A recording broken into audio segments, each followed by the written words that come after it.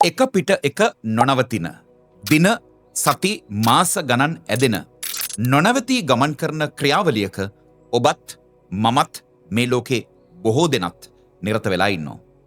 හැබැයි තීරණාත්මක ප්‍රශ්නය මේ නොනවත්වා අකණ්ඩව කරන ක්‍රියා පිළිවෙල ඔබව රැගෙන යන්නේ කොතනටද කියන කාරණාව. අද වීඩියෝව ඔබට වැදගත් වෙන්නේ ඔබ කරමින් ඉන්න දේ නැවත විමසලා බලන්න. එනිසා අද වීඩියෝ එක දැනුම ලබා දෙන වීඩියෝ එකකට වඩා ඔබට අවබෝධය ලබා දෙන වීඩියෝ එකක් කිව්වොත් නිවැරදියි. දැනුම ලබා ගන්නා තැනකට වඩා අවබෝධය ලබා ගන්නා තැනකදී මිනිස්සු ඊ타මත්ම විශාල පියවරක් තබන්නට සමත් වෙනවා. ඒ තමයි දැනුමේ ජයග්‍රහණය කුඩා වූවත් අවබෝධයේ ජයග්‍රහණය ඊටා විශාල එකක් වෙන නිසා. ඒ නිසා මේ වීඩියෝව පුරා රැඳෙන්න සහ මේ කියන කරුණු වලට ඔබගේ ඉහළ අවධානයක් ලබා දෙන්න කියන කාරණාව අද මේ වීඩියෝ එකේ ආරම්භයේදීම ඉල්ලා සිටින්න කැමතියි. අපි හැමදාම අවදි වෙනවා, ඇඳෙන් බහිනවා, වොෂ්රූම් එකට යනවා, දත් මදිනවා, මූණ හොදනවා, ලෑස්ති වෙනවා. එක්කෝ අපි රැකියා ස්ථානයට, ව්‍යාපාරික ස්ථානයට පිටත් වෙනවා. පාසල් යන දරුවෙක් නම් පාසල් යනවා. හැබැයි අවසානයේ කුමන ගමනාන්තයකට ළඟාවීම සඳහාද? ඇත්තටම අපි හිතන් ඉන්න ජයග්‍රහණය අපේ ජයග්‍රහණයද? මේ වීඩියෝ එක ඔබට ඔබේ සැබෑ ජයග්‍රහණය කුමක්ද කියන කාරණාව පිළිබඳව ඔබ තුලින්ම විමසන්න තාමත් ඉහළ ආශිර්වාදයක් බවට පත්වේවි. බලමු.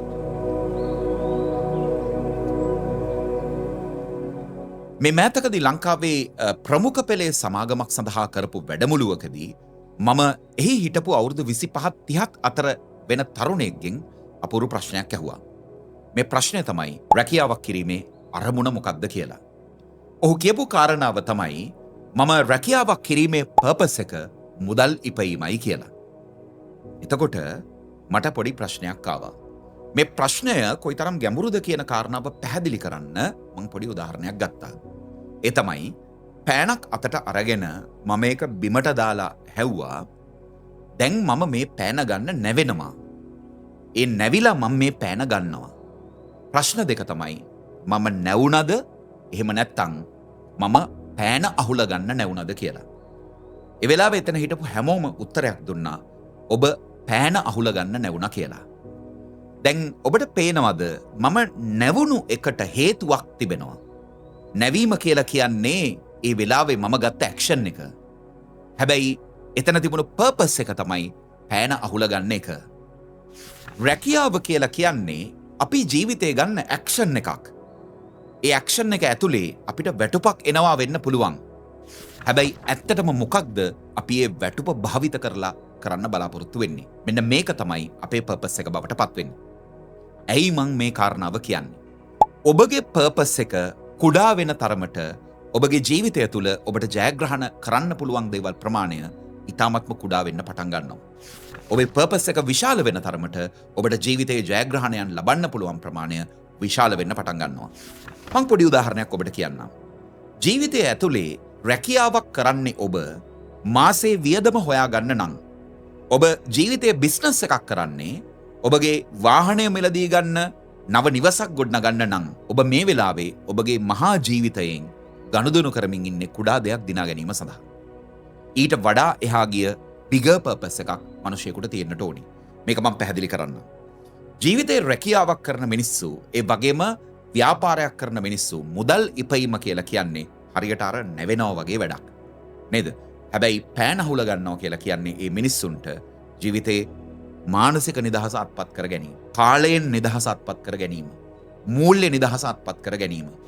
උපයන්නේ කුමක් සඳහාද කියලා ඔවුන්ගෙන් අහනකොට ඔවුන් කියන කාරණාව තමයි මගේ පර්පස් එක මුදල් නෙවෙයි, මුදල් ලැබුණට පස්සේ මට සිද්ධ වෙන දේ. ඒ තමයි මානසික නිදහස, කාලයෙන් නිදහස සහ මුදල් වලින් නිදහස. මේක අත්පත් කරගන්න තමයි මම මුදල් හම්බ කරන්නේ කියලා මේ දැනුමැති බුද්ධිමත් මිනිස්සු උත්තරයක් දෙනවා. හැබැයි මේක නොදකින බොහෝ දෙනෙක් මුදල් උපයන්නේ මොකටද කියලා අහපුවම දෙන සරල උත්තරේ තමයි ජීවත් වෙන්න.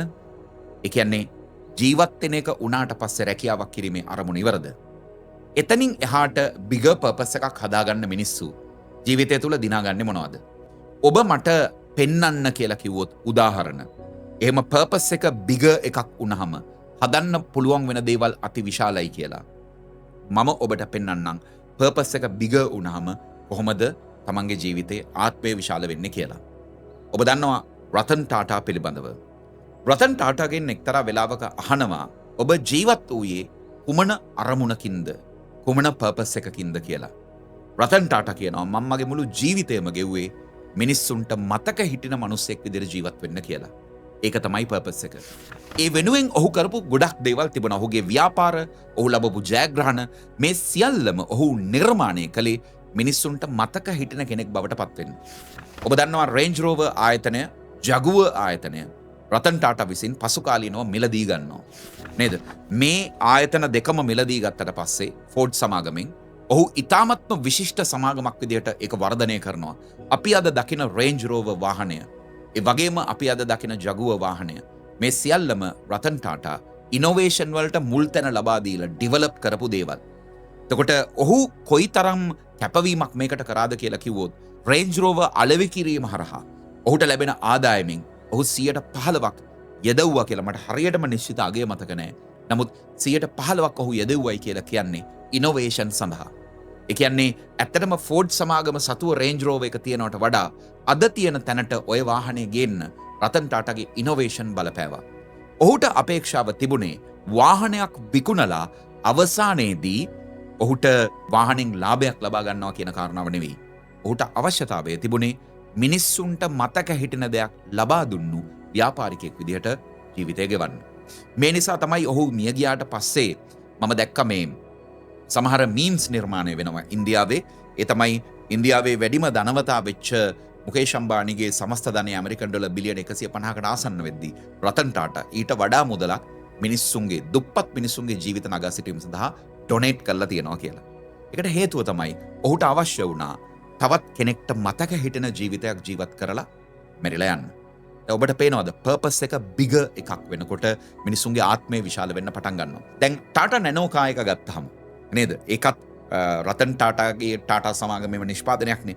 බොහෝ දෙනෙක් මේකට කියනවා piece of junk. ඒ කියන්නේ මේක කුණු ගොඩක් කියලා තමයි කියන්නේ. හැබැයි ඔබ දන්නවද රතන් ටාටා නැනෝ එක හැදුවේ ඇයි කියලා? ඔහු එක්තරා දවසක වීදියක ගමන් කරමින් ඉන්න ඔහුගේ සුකෝබෝගේ වාහනේ මේ යන අතරවාරයේ ඔහු දකිනවා බයිසිකලයක නැගිච්ච අම්මෙක් සහ තාත්තෙක් දරුවෙක් එක්ක වැඩට පිටත් වෙලා යනවා. දරුවා යන්නේ ඉස්කෝලේ. ඒකට ලොකු වර්ෂාවක් ඇදහැලෙනවා. ඒ වර්ෂාව මැද්දෙත් මේගොල්ලෝ කාලය ඉතිරි කරගන්න ඕන නිසා හරිම අනාරක්ෂිත විදිහට මේ බයිසිකලය පදවගෙන යන ආකාරය ඔහු දකිනවා. එක තැනකදී රතන් ටාටා කල්පනා කරනවා අනේ දෙවියනේ මේ මිනිස්සු බැරි වෙලාවත් මේ තෙත සහිත පාරේ ලෙස්සල වැටුනොත් මොකද වෙන්නේ කියලා. රතන් ටාටා කියනවා ඊළඟ මිනිත්තු දෙක ඇතුලේ සිද්ධ වුණේ මම අපේක්ෂා කරපු දෙයමයි. සයිකලේ වැටුණා. ඔවුන්ගේ කෑම බඳුන් විසිරුණා. ඔවුන් තුන්දෙනාම එතන ඇදගෙන වැටුණා. මම දන්නේ නැහැ එතනින් එහාට මොනවද වුනේ කියලා. එදා දවස පුරාම රතන් ටාටාගේ ඔළුවේ වැඩ කරා කියන කාරණාව තමයි කොහොමද මේ බයිසිකලය වගේ අනාරක්ෂිතව යන වාහනයක මිනිස්සුන්ගේ ජීවිත ආරක්ෂා කරන්න මට මොකද්ද කරන්න පුළුවන් කියලා. ඔහු එදා දවසේ ස්කෙච් එකක් ගහන්න පටන් ගත්තා කියලා කියනවා. ක්‍රමානුකූලව මුලින් ඒකට වැසි ආවරණයක් සහිත දෙයක් නිර්මාණය කරා. පස්සේ ට්‍රයිසිකල් එකක් යන විදිහට පොඩි රෝද දෙකක් අමතරව දාන්න හැදුවා. හැබැයි පස්සේ ඔහු නිර්මාණය කරනවා ටාටා නැනෝ කියලා කාර් එකක්. ඉන්දිය රුපියල් ලක්ෂයකට අඩුවෙන් මිලදී ගන්න පුළුවන් කාර් එකක්. ඔබ හිතනවාද රතන් ටාටා නැනෝ එක හැදුවේ ලෝකේ වාහන අලෙවි කරලා ආදායම් ලබන්න කියලා? නෑ. ඔහු ටාටා නැනෝ එක හැදුවේ රෝද 4ක් ගන්න බැරි මිනිස්සුන්ට රෝද 4ක් ගන්න පුළුවන් කියන ආත්ම විශ්වාසය සහ ඒ රෝද 4 ඇතුලේ උන්ට ආරක්ෂාව ලබලා දෙන්න. මේක මගේ මිත්‍රයෙක් එක්ක මේ ස්ටෝරි එක බෙදාගත්තාම ඔහු මට කිව්වා මචං මම ඇත්තටම ටාටා නැනෝ කායක දැක්කම මං ඉස්සර හිතනවා මේක ඇත්තටම වැඩක් නැති කාර් එකක් කියලා. හැබැයි රතන් ටාටාගේ මේ මැදිහත් වීම ගැන අහපුවාම මට හිතෙනවා මම ඒ කරපු දේ අතිශයින්ම වැරදි කියලා. ඇත්තටම ඒක මිනිසුන්ගේ ජීවිත ආරක්ෂා කරන්න කරපු නිර්මාණයක්. ඉතින් ඒකේ මාකටිං වල සේල්ස් වල ෆේලියර්ස් තිබුණා. නමුත් ඒකෙන් රතන් ටාටාගේ උත්සාහයේ තියෙන වටිනාකම නැති වෙලා යන්නේ නැහැ. මම මේ කියන්න හදන්නේ ලෝකේ අති සාර්ථක වෙච්ච මිනිස්සු මුදල් වෙනුවෙන් වැඩ කරාය කියලා අපිට පේන්න තිබුණට ඇත්ත කතාව ඔවුන්ට ඒක පිටිපස්සේ ඉතාමත්ම ලොකු ඉහළ පර්පසස් තිබුණා. දැන් ලංකාවෙන් උදාහරණයක් දෙන්න කියලා කිව්වොත් මම දන්න ඉතාමත්ම දක්ෂ ආයතන දෙකක එකවර ප්‍රධාන විධායක නිලධාරීත්වයේ දරන ආචාර්ය තිරුසාන්දන් ඔහු මාත් එක්ක එක්තරා දිනයක කියපු දෙයක් තමයි බාතිය මම සේල්ස් රෙප් කෙනෙක් විදිහට වැඩ කරන කාලේ මට තිබුණු එකම අරමුණ තමයි දවසක මම CEO කෙනෙක් බවට පත් වෙනවා. ඒ කියන්නේ සේල්ස් රෙප් කෙනෙක් විදිහට වැඩ කරනවා හැබැයි මම CEO කෙනෙක් බවට පත් වෙනවා. ඒකට හේතුව මගේ ජීවිතය ඇතුලේ මතක හිටන විදිහට ජීවත් වෙලා මැරෙන්න මගේ ජීවිතේ තරුණ කාලෙත් ඉතාමත් මෙහෙල පර්පස් එකක් තිබුණා. ඒ වගේම තමයි මට ඔබ තව උදාහරණයක් පෙන්වන්න කිව්වොත් අඩි 4 ඇඟල් 10ක් උස. ඒ වගේම බොහෝ දෙනෙක් අර කොටා කියලා විහිළු කරපු ඒ විතරකුත් නෙවෙයි බල්ගේරියාවේ ජීවත් වෙච්ච බොහෝ දෙනාගේ සරදමට ලක් වෙච්ච නිසා පස්සේ කාලෙක තමන්ගේ ඔරිජිනල් සම්භවය එන තුර්කිය වෙත සංක්‍රමණය වුණු බරයිසිලීම කියන ක්‍රීඩාවෙන් ලෝක වාර්තා 46ක් පිහිටවපු ඒ වගේම ලෝක ශූරතා රන් පදක්කම් 5ක් දිනාගත් ඔලිම්පික් රන් පදක්කම් 3ක් දිනාගත් නයින් සුලයිමනෝග්ලු කියන ක්‍රීඩකයාව මම මේ වෙලාවේ මතක් කරනවා. ඔහු පොකට් හර්කියුලිස් කියන නමින් හැඳින්වුවේ. ඔහු අති දක්ෂයෙක්. ඔහුට තිබුණෙත් අර හැමෝම ඉස්සරහා Tamanගේ ආත්මය ඊ타මත්ම කුඩා කර සලකපු මිනිස්සුන්ට නෑ මම මහා ආත්මයක් සහිත මිනිසෙක් කියලා පෙන්වා දීමේ දැඩි උවමනාවක්. ඔහු ඒකට Tamanගේ කුඩා ශරීරය Tamanට ලැබිලා තියෙන අවස්ථාව ඔහු භාවිත කළා. කොහොමද ඒක භාවිත කළේ? උස ක්‍රීඩකෙක් පහත් වෙලා බර උසුලා ගත්තට පස්සේ Tamanගේ අතට ගත්තට පස්සේ ඒක රැගෙන යා යුතු දුර ප්‍රමාණය වැඩි. හැබැයි මිටි ක්‍රීඩකයෙකුට ඒ රැගෙන යා යුතු දුර ප්‍රමාණය අඩුයි. ඔහු ඒක භාවිත කරා. තමන්ට ලැබිලා තියෙන ඊ타මත්ම සීමිත සම්පත් ප්‍රමාණය භාවිත කරනවා තමන්ගේ ජීවිතය මහා ආත්මයක් බවට පත් කරගන්න. ඒ නිසා මේ පර්පස් එකක් කියලා කියන්නේ කවුරු හරි තර්ක කරනවා නම් ඒක මොටිවේෂන් එකක් කියලා. ඒක වැරදි. පර්පස් එකක් කියන්නේ කිසිසේත්ම අභිප්‍රේරණයක් නෙවෙයි. පර්පස් එකක් තියෙන මිනිස්සයා හැම විටම මතක් කරගන්නවා මම කවුද?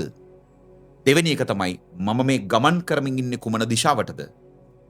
තුන්වෙනි එක තමයි මගේ මේ යන ගමන ඇත්තටම මගේ ඒ දිශාවට මාව රැගෙන යනවද? ඒ රැගෙන යාමෙන් අවසානයේදී මට ලැබෙන්නේ මොනවද?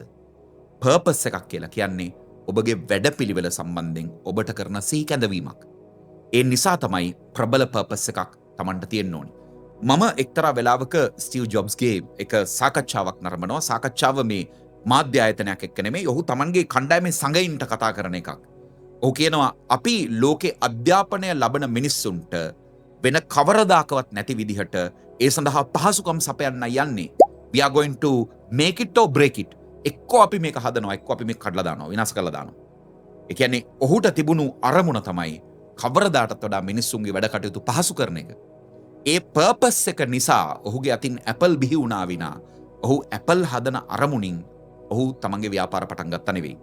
දැන් ඔය පර්පස් එක සම්බන්ධ කාරණාව අපි ගත්තොත් ස්ටිව් ජොබ්ස්ගේ මනසට බොහොම තදබල විදිහට වැටෙන්නේ. ඔහුම කියන විදිහට පසුකාලීනව The Autobiography of Yogi පරමහංස යෝගානන්ද යෝගීවරයා විසින් ලියපු කෘතිය කියවන්න ඔහුට අවස්ථාවක් ලැබෙනවා. ඔහු තරුණ කාලෙදී.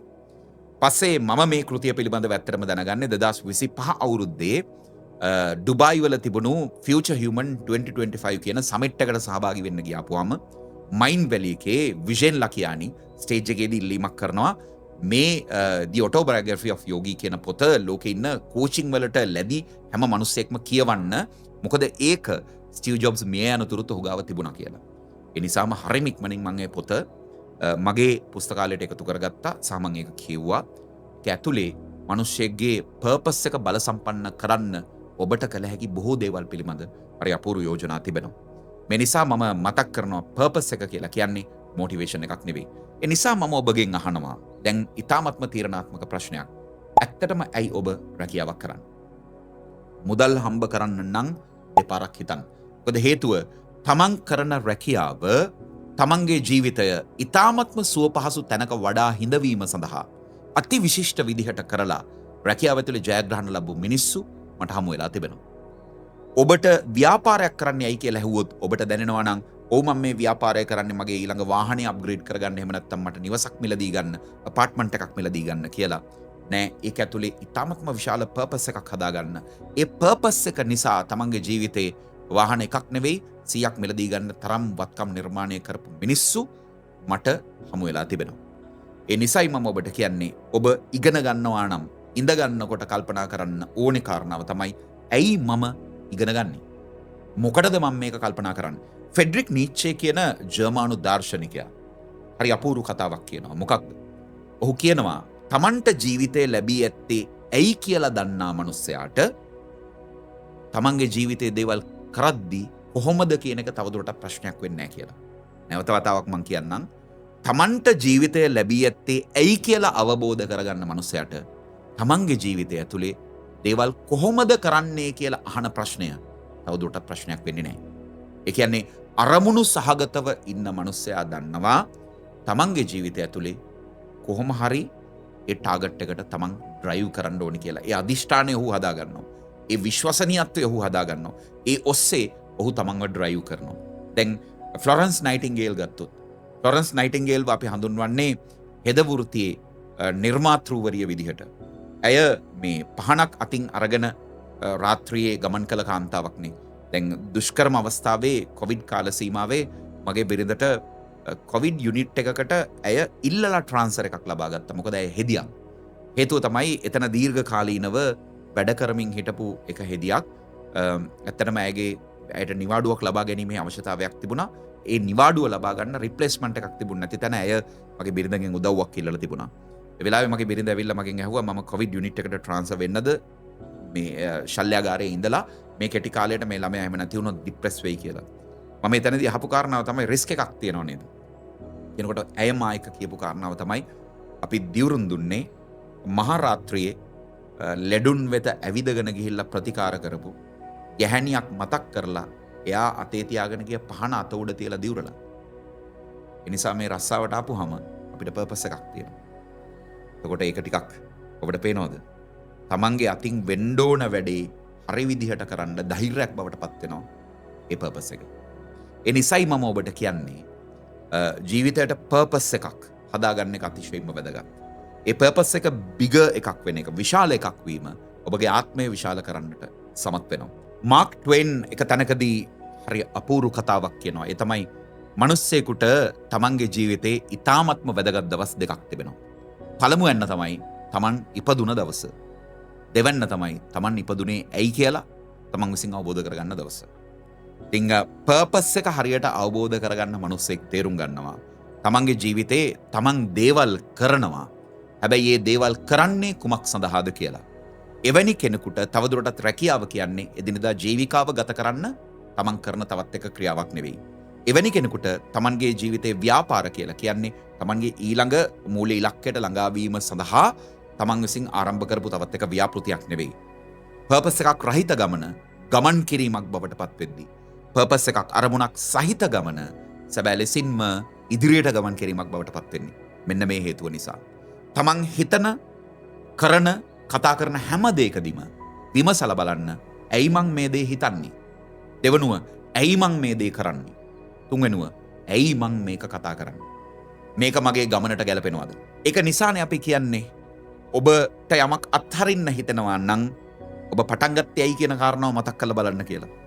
නේද? අධ්‍යයන කටයුත්තක් අත්හරින්න හිතෙනවා නම් ඇයි මම මේ අධ්‍යයන කටයුත්ත පටන් ගත්තේ? ඔබට ව්‍යාපාරයක් අත්හරින්න හිතෙනවා නම් ඇයි මම මේ ව්‍යාපාරය පටන් ගත්තේ? නේද? ඔබට ආයෝජනයක් නවත්තන්න හිතෙනවා නම් ඇයි මම මේ ආයෝජනය පටන් ගත්තේ? මේක මතක් කරගත්තාම ඔබට දේවල් කරන්නේ කොහොමද කියන එක පැහැදිලි වෙන්න පටන් ගන්නවා. ඒ නිසා ලොකු පර්පස් එකක් සහිතව ජීවිතේ තමන්ගේ විශාල ආත්මය සොයාගෙන යන ගමනට තමන්ට ලැබිච්ච අවස්ථාවට සාදරයෙන් ආදරයෙන් එකඟ වෙන්න. ඒක තමන්ගේ ජීවිතේ තමන්ට ලැබෙන තාමත්ම විශාල භාග්‍යයක් කොට සලකන්න. මොකද ජීවිතය ඇතුලේ මිනිස්සෙකුට මිනිස්සෙක් ලෙස උපදින්න අවස්ථාව ලැබෙන්නේම ඉතාමත්ම විරල අවස්ථාවක් වෙනවා. ඒ ජීවිතය ඇතුලේ තමන් විශාල දෙයක් කරගත්තාය කියන හැඟීම තමන්ට ඇති වෙන පරිද්දෙන් ඔබ දවස ආරම්භ කළ යුතුයි, වැඩ කළ යුතුයි කියලා මම විශ්වාස කරනවා. ඒ දේ මම ඔබට කියන්නේ ඔබ කෙරෙහි තිබෙන විශාල වූ ආදරයකින්. ඒ නිසා අපි මේ පණිවිඩයත් එක්ක විශාල අරමුණක් සහිතව ජීවත් වීම වැදගත් කියන කාරණාව නැවතත් මතක් කරමින් ලබන සතියේ ඔබ හමු වීමේ බලාපොරොත්තු ඇතිව අදට සමුගන්නවා. වීඩියෝ එක නිසා ඔබට දැනෙච්ච දෙයක් තියෙනවා නම්, ස්පාර්ක් වෙච්ච දෙයක් තියෙනවා නම් කමෙන්ට් එකක් විදිහට තියන්න.